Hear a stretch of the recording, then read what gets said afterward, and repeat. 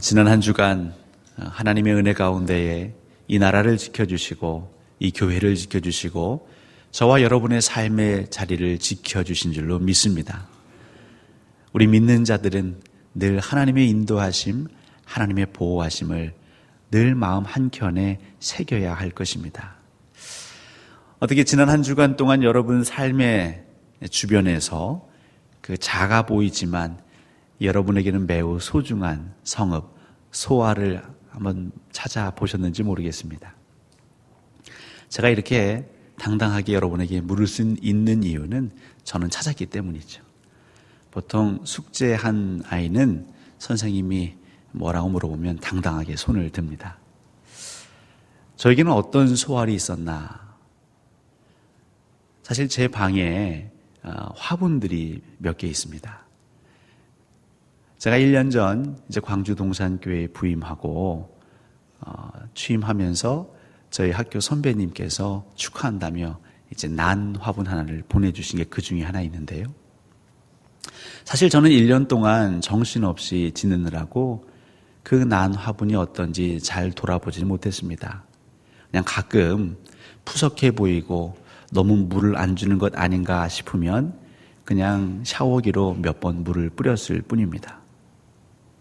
근데 어렴풋이 제 기억에 그 난을 선물 받았을 땐 그 난에 꽃이 있었습니다. 근데 저는 그 꽃 보고도 그렇게 이쁜지도 모르고요. 자, 그러던 중에 지난주 제가 아는 목사님께서 잠시 근기도 광주 또 저희 교회 방문하셔서 한 1시간 정도 제 방에 머무셨습니다. 근데 얘기를 나누는 중에 저한테 문득 근데 목사님 시끄럽지 않으세요? 이러는 거예요. 뭐요? 전 안 시끄러운데요. 저희 방을 제가 환기하려고 보통 창문을 많이 열어놓거든요. 창문을 열어놓으니까 이 삼문국도 옆에 다니는 차 소리가 그분에게는 많이 거슬렸나 봅니다. 목사님 불편하시면 제가 닫아드릴게요. 그리고 창문도 닫고 또 문도 닫았더니 정말 고요하더라고요. 그리고 그분이 떠나신 이후에 이제 날도 쌀쌀해지고 해서 제가 요즘 문을 좀 닫고 다녔습니다.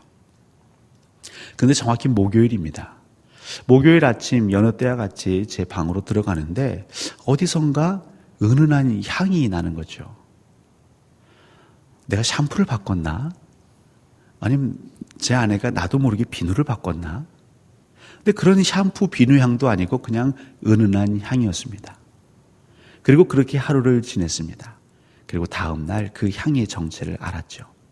그건 바로 제 의자 바로 뒤편에 놔둔 그 1년 된 화분에서 꽃이 핀 겁니다. 그리고 그 꽃에서 나는 은은한 향이요.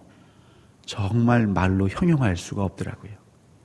사실 제가 고민했습니다. 이 이야기를 해야 되나 말아야 되나. 왜냐하면 이 이야기를 들으시고 혹시 너도 나도 제 방에 들어오셔서 그 향을 좀 맡아보겠다고. 여러분 이상하지 않습니까? 분명 1년 전에 이미 꽃이 피어 있었습니다. 근데 그때는 제가 꽃이 이쁜지도 모르고 향이 나는지도 몰랐습니다. 근데 1년 뒤에 저는 기대도 하지 않았죠. 그냥 죽지 않았기 때문에 저는 거기에 놓았을 뿐이고요. 그냥 시간 지나면서 미안한 마음 들면 그게 며칠 상관인지도 모른 채 물을 줬을 뿐입니다. 근데 하나님께서는 생명의 주관자 되신 하나님께서는 정확히 소름 끼칠 정도로 1년 뒤에 꽃을 피우셨습니다. 그리고 그 작은 꽃, 몇 개 안 되는 그 꽃에서 나는 향기가요. 그 방을 은은하게 적시고요.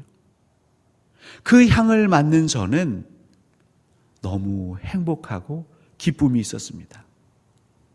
사실 담임 목사가 되어 좋은 건 방이 하나 생기는 것이죠. 가끔 저희 딸이 묻습니다. 아빠, 왜 아빠 방은 이렇게 혼자 큰 방을 써요? 그럼 저는 해줄 말이 없죠. 여러분 그 방에서 기도하고 말씀 준비하며 또 교회 어떻게 하면 잘 섬길 수 있을까? 하지만 그 시간이 때로는 힘들고 때로는 몸이 건조할 때가 있습니다. 그런데 그 난 꽃이 피고 그 향이 난 후로부터는 저도 모르게 그 방 안에 거하는 시간이 오히려 기대가 되고 저도 모르게 한 번씩 뒤돌아보고 그 난꽃에 코를 갖다 대고 향을 음미하고 그리고 한 번씩은 일부러 밖에 나갔다 들어옵니다. 그럼 방 안에 은은한 그 난꽃 향을 제가 다시 느낄 수 있기 때문이죠. 사랑하는 성도 여러분, 우리는 이 땅에 태어났습니다. 신앙적으로는 하나님께서 우리를 이 땅에 보내셨습니다. 경황이 없어서 이리저리 뛰어다니다 보면 하나님은 우리에게 매해 정기적으로 우리가 구하지도 않았지만 주시는 그 많은 선물들, 그 꽃과 향과 같은 선물들 주시지만 그냥 스쳐 지나가는 것이죠. 근데 우리가 거기에 관심이 없을지라도 우리 하나님은 때가 되시면, 하나님의 시간이 되시면 변함없이 베풀어 주십니다. 우리 믿는 성도들은 은혜가 아니면 살 수 없는 것이죠. 특별히 그 은혜는 그냥 관념 속에, 머릿속에, 생각 속에 있는 은혜가 아니라 오감을 가지고 있는 인간, 육신을 가지고 있는 인간, 우리 인간이 보고 듣고 만지고 느낄 수 있는 은혜를 우리 하나님은 주십니다. 사랑하는 성도 여러분, 은혜를 사모하십시오. 그 은혜가 없이는 우리가 버틸 수 없음을 고백할 때 그 은혜가 더 간절하고 비로소 보이게 되는 것이죠.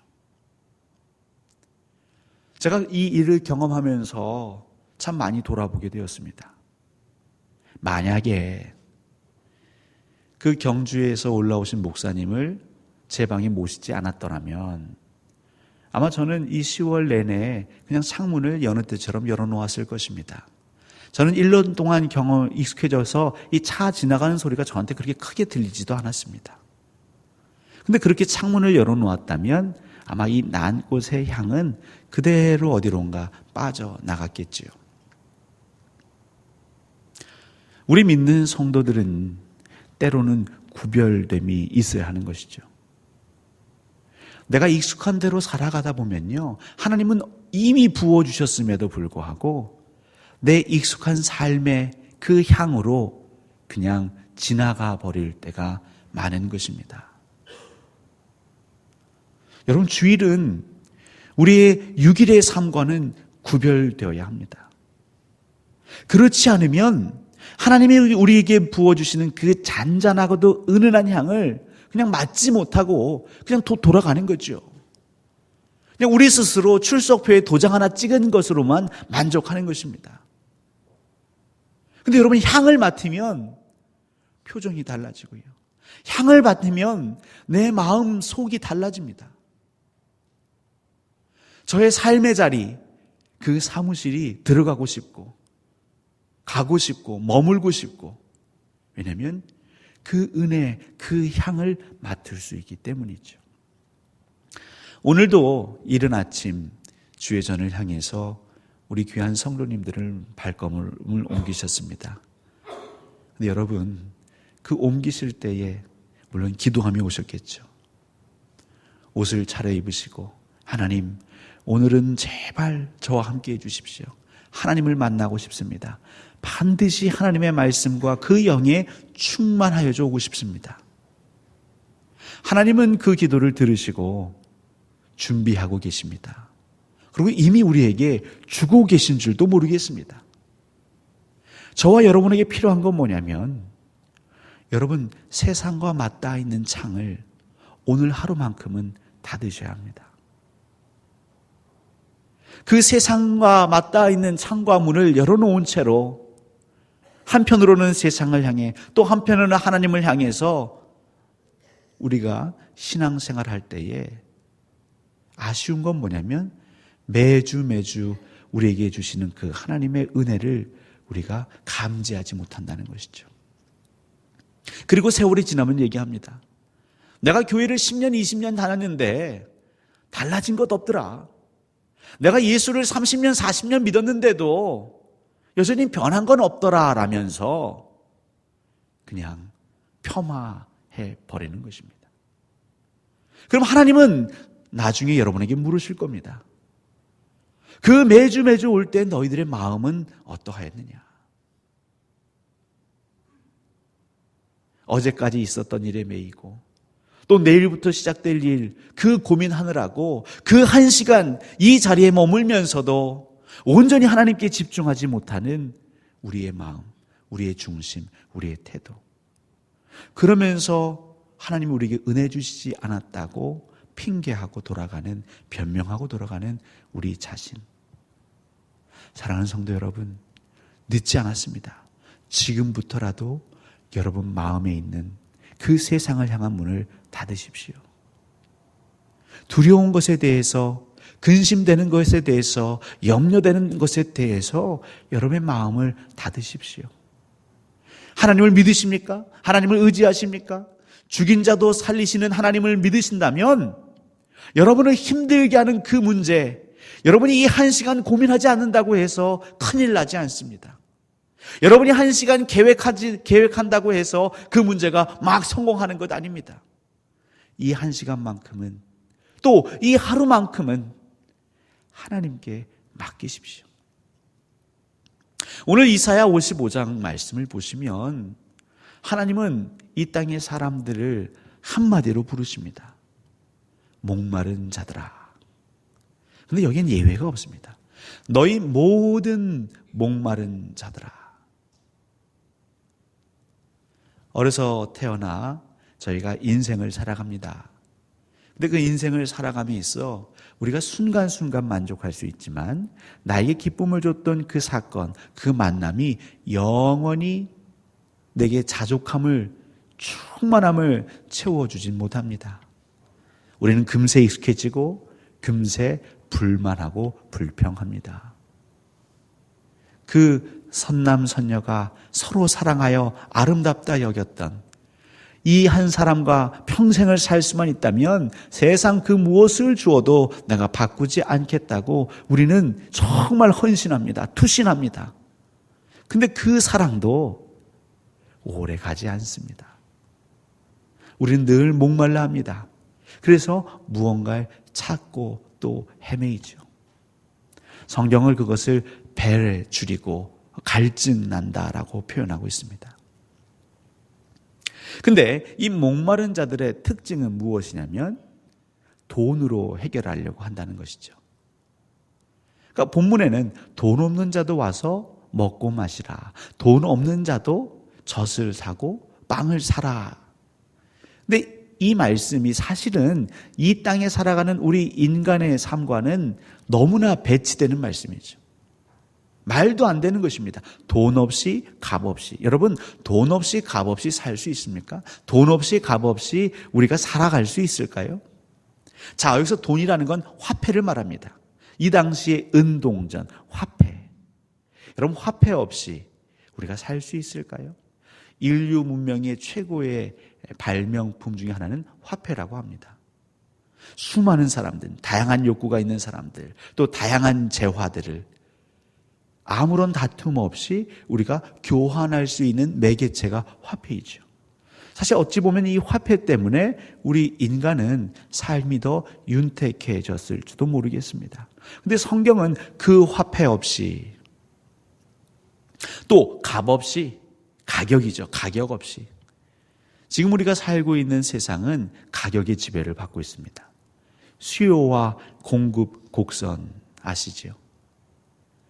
평가 없이. 세상은 항상 평가합니다. 가치를 매깁니다.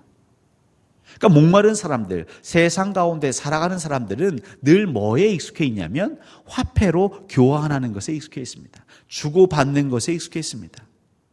주기만 하거나 받는 사람은 없습니다. 부모의 사랑, 늘 베푸는 사랑. 근데 이것도 요즘은요 조금 바뀌고 있습니다. 지금은 내가 주지만 나중엔 네가 나에게 줘야 된다. 주고받는 것에 익숙해 있고 교환하는 것에 익숙해 있는 사람들. 여러분, 사실 그래서 목이 마른 것이죠. 또한 가격, 평가하고 따지고 네가 정말 그것을 받을 만한 가치가 있느냐? 그런 성과를 올렸느냐? 그것이 없이는 우리가 살 수 없는 것이죠. 구입할 수 없는 것입니다. 생존할 수 없는 것입니다. 하나님의 은혜는, 하나님께서 우리에게 주시는 은혜는, 우리에게 말씀하시는 은혜는 이 세상의 이 문화, 세상의 사고방식, 삶의 방식을 완전히 뒤집어 버리시는 거죠. 여러분, 그래서 예수 그리스도를 믿는 것은요, 어떤 의미에서는 굉장히 파워풀한 것입니다. 역동적인 것입니다. 하나님이 말씀하시는 것이죠. 돈 없이, 값 없이도 얼마든지 살 수 있다. 물건을 살 수 있다. 나의 배고픔을 달랠 수 있다. 하나님 나라에서는 세상의 방식이 아닌 하나님의 방식으로 얼마든지 우리의 생명을 유지할 수 있다. 여러분, 이것이 하나님이 우리에게 주시는 은혜입니다. 이 은혜를 맛보기 위해서는 저와 여러분이 익숙해 있는 삶의 방식에 대해서 문을 닫으셔야 합니다. 연습해 보셔야 합니다. 여러분, 교회에 와서는요, 자꾸 교환하려고 하지 마십시오. 우리가 살아가는 세상에서는 교환해야 그래도 괜찮은 사람으로 인정받을 수 있습니다. 옆집에서 음식 했다고 접시 가져오면 그래도 나도 어쩌다 한 번씩은 그 접시에 담아 뭘 줘야 이웃관계가 좋아집니다. 아무리 마음씨 좋은 이웃도요, 매번 받기만 하는 사람 그 다음엔 주려고 하지 않습니다. 근데 그것은 세상입니다. 여러분, 하나님께서 때에 맞춰서 우리에게 그 은혜와 선물을 주시는 그 은혜, 그 향을 맡으시고 싶다면 제발 간절히 부탁드립니다.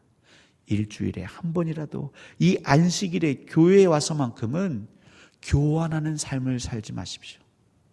주고받는 삶을 살지 마십시오. 너는 몇 개 줬고 나는 몇 개 줬다고 따지지 마십시오. 더 나아가서 값을 매기지 마십시오. 이 사람은 귀한 사람, 저 사람은 있어도 되고 없어도 되는 사람, 이 사람은 나에게 기쁨을 주는 사람, 저 사람은 나에게 괴로움을 선사하는 사람. 물론 우리는 그렇게 받아들입니다. 하지만 그것을 늘 새기지 마십시오. 정찰제처럼 가격표를 그냥 딱 붙여놓지 마십시오. 그래서는 하나님 나라의 은혜를 우리가 맛볼 수 없고 근처에도 갈 수 없는 것이죠. 이 사다라는 동사는 샤바르라는 동사입니다. 샤바르. 이 샤바르는 곡식을 사고 팔 때 쓰는 동사죠. 이 샤바르. 근데 나중에 우리가 55장 2절 또 3절 가보시면 들으라, 들을지어다 이런 표현이 있죠. 이것은 또 샤마입니다. 샤바르, 샤마 좀 비슷하죠. 세상에서는 샤바르로 살아갑니다. 주고받는 것으로 살아갑니다. 그리고 많이 주는 사람을 좋아합니다. 또 우리는 많이 받고 싶어 합니다. 근데 그렇기 때문에 사실 늘 목이 마른 것이죠. 만족함이 없습니다. 괴롭습니다. 불평합니다. 그리고 여러분 기억하십시오. 원수 마귀는 이러한 삶의 방식에 우리가 고착되도록 만듭니다. 딱 붙어버 살게 만든다는 것이죠.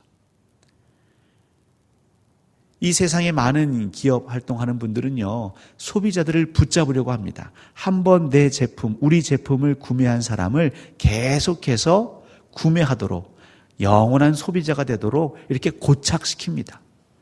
그것을 락인 효과라고 합니다. 한번 거기 빠지면 헤어나지 못하도록 만들어 버리는 것이죠. 그러니까 항상 주고받고 사고 팔고 샤바르의 문화에 우리를 붙들어 매는 것입니다. 사실 그리스도인은요, 교회에서 샤마, 이 샤마는 듣다, 경청하다, 주의 깊게 귀를 기울이다, 때로는 듣기 위해서 몸을 구부려 할 때도 있습니다. 근데 그렇게 주의 깊게 기울이다 보면요, 나중에는 순종하다, 복종하다. 그래서 이 샤마에는 복종하다라는 의미도 함께 내포되어 있습니다. 너희는 듣고 들을지어다. 샤마. 듣고 또 듣고 마음에 새기고 또 마음에 새기면 너희들이 은혜로 살 수 있다라고 오늘 말씀하고 계시는 것이죠. 세상은 계속 사고팔라라고 우리를 붙들어 매려고 하고 있고, 지금 하나님은 우리를 들으라고 샤마로 붙들어 매려고 하고 있습니다. 결국 여러분들이 그 은혜를 확실히 누리고 싶다면, 경험하고 싶다면 결국은 선택하셔야 합니다. 끊임없이 샤바르의 삶을 산다면 입술로는 구하고 우리 마음 가운데는 소원하지만 실제로 우리가 그 은혜를 누리실 수는 없을 겁니다. 하지만 그 하나님의 음성을 듣기 위해서 샤바르의 문을 닫고 샤마의 문을 여시는 분들은 이미 예비하신 하나님의 은혜를 여러분들이 만끽하실 수 있습니다. 여러분이 이 은혜를 누리기 위해서 이 이사야 55장 1절부터 3절에 중요한 단어가 하나 나옵니다. 그건 얄라크라는 단어입니다. 1절에서 3번이나 나오는 단어죠. 이 한 동사가 3번 나왔다라는 건 매우 중요한 의미가 있습니다. 얄라크, 가다, 오다 이런 의미가 있습니다. 돈 없는 자도 오라. 와서 사 먹으라. 여러분, 이 오다, 은혜 받고 싶으면 교회 오십시오. 말씀 듣고 싶으면 말씀의 자리로 오십시오. 초대하는 것이죠. 그런데 여기에서 오다, 얄라크는요, 때로는 그 반대를 우리에게 요구하고 요청할 때도 있습니다.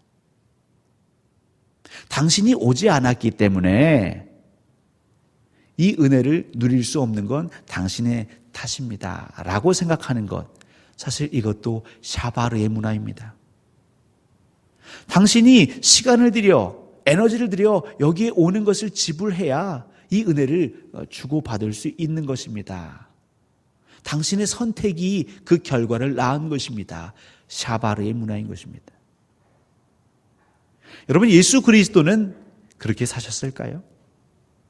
예수 그리스도가 이 땅에 오셔서 사신 것은요, 딱 갈릴리 호수 어느 한 지역, 정말 배산임수의 아름다운 곳, 눈을 들어 여기저기 보면 감탄사가 절로 나오는 곳, 그곳에 딱 머무셔서 너희들이 듣고 싶으면 오라. 그렇게 하지 않으셨습니다. 예수님은 두루 다니셨습니다. 그 은혜가 필요한 자, 특별히 목마른 자들을 찾아가셨습니다. 수가성 여인을 찾아가셨습니다. 베데스다 38년 된 병자를 찾아가셨습니다. 너희 모든 목마른 자들아 물로 나오라.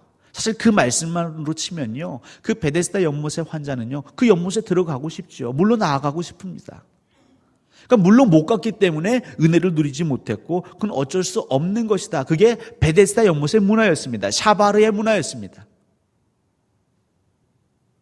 그런데 우리 하나님, 특별히 예수 그리스도는 어떻게 하셨냐면 그에게 다가가셨습니다.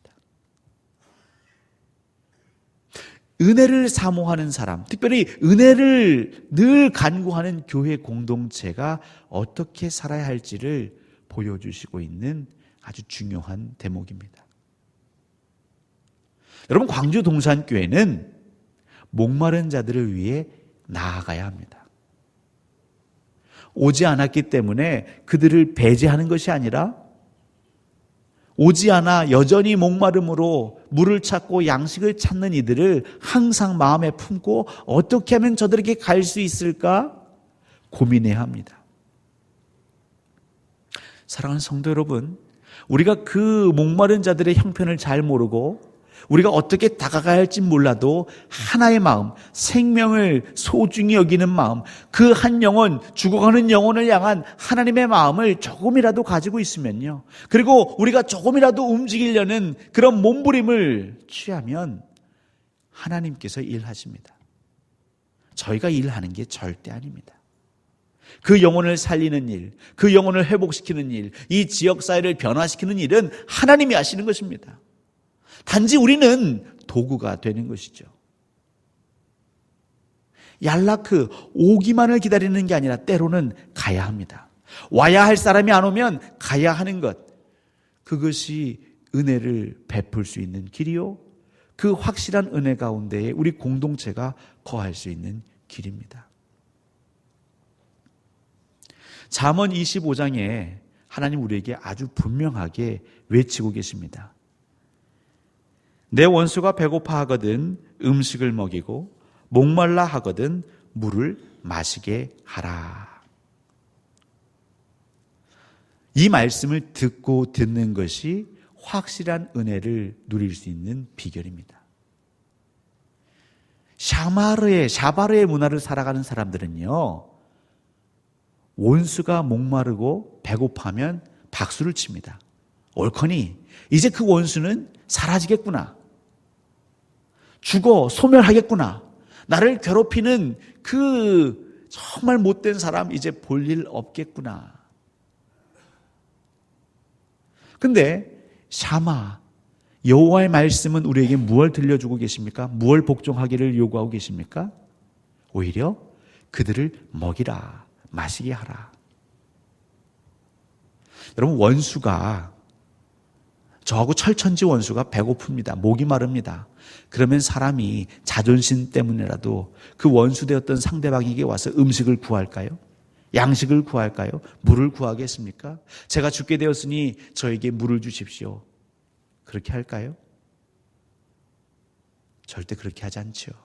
내가 굶어 죽는 한이 있어도, 내가 목이 말라 갈증으로 탈수해서 탈진해서 죽는 한이 있어도 내가 저 인간에게는 안 간다. 그런데 여러분들에게 만약 그것을 하나님이 보여주시거든 어떻게 하라 말씀하시냐면 찾아가라는 거죠. 양식을 또 물을 예비해서 찾아가라는 겁니다. 이것은 이 세상에서는 보지도 듣지도 못했던 일들이죠.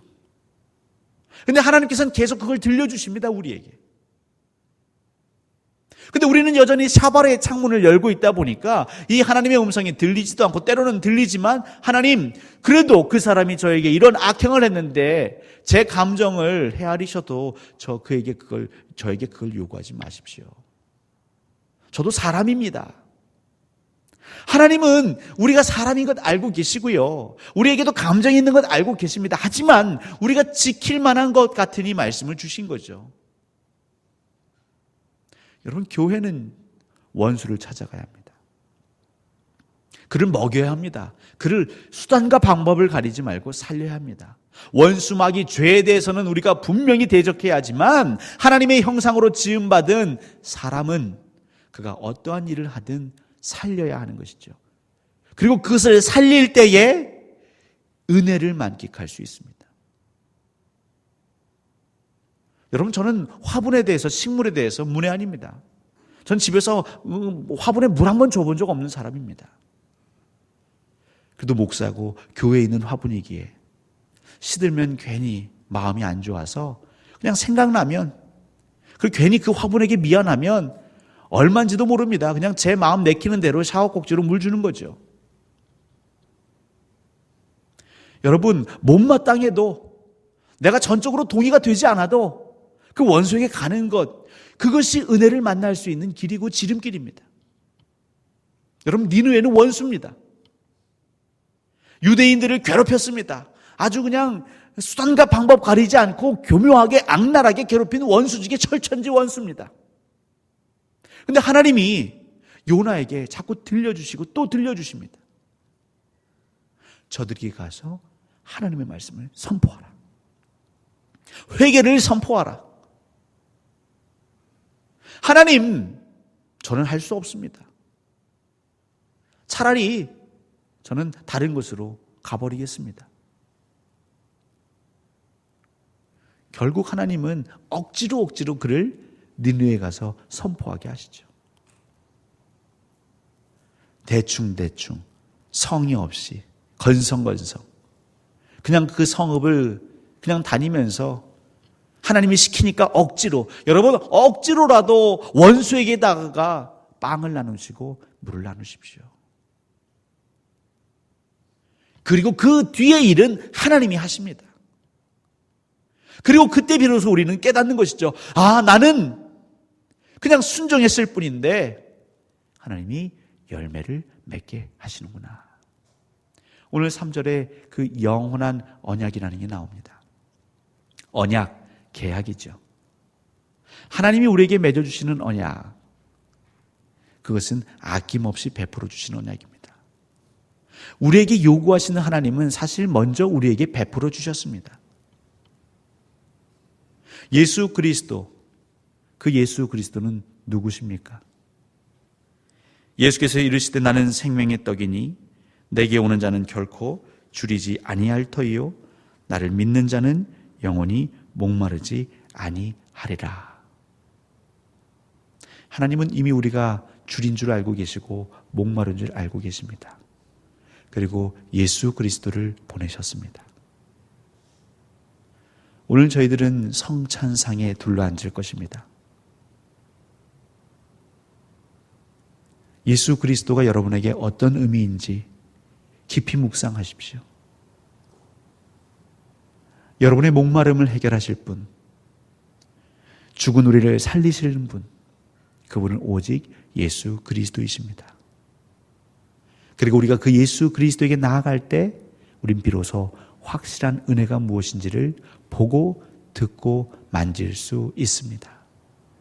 여러분, 이 시간만큼은 그 세상을 향한 샤바르의 문을 닫으십시오. 그리고 철저히 하나님 내게 뭐라 말씀하시는지 샤마의 문을 여시고 귀를 기울이십시오. 주님, 나와 함께 하옵소서. 예수 그리스도시여, 내 안에 오시옵소서. 나는 줄이고 목말랐나이다. 저는 주님을 애타게 찾고 있습니다. 여러분, 우리는 성찬을 받을 것입니다. 그 떡을 입술에 넣으시고 입안에 넣으시고 기도하십시오. 이것이 주의 살이 되게 하시옵소서. 찢기신 살을 제가 느끼게 하시고 그 부활한 영광의 몸을 제가 깨닫게 하옵소서. 이 잔을 들이킬 때에 그 보혈의 공로가 내 안에서 살아 움직이게 하시며 이 진홍 같고 붉은 죄, 주홍 같은 죄가 눈털같이, 양털같이, 눈같이 희게 하옵소서. 하나님은 오늘 우리를 은혜의 자리로 초대하십니다. 사랑하는 성도 여러분, 확실한 은혜를 누리고 싶으십니까? 여러분이 익숙한 삶의 방식의 문, 제발 그것을 안식일만큼은 닫으시고 이날, 특별히 성찬을 나누는 이날만큼은 하나님이 하시는 말씀에 억지로라도 순종하시는 그 순종의 삶, 샤마의 삶을 사시기를 간절히 소원하고 예수님의 이름으로 축원합니다.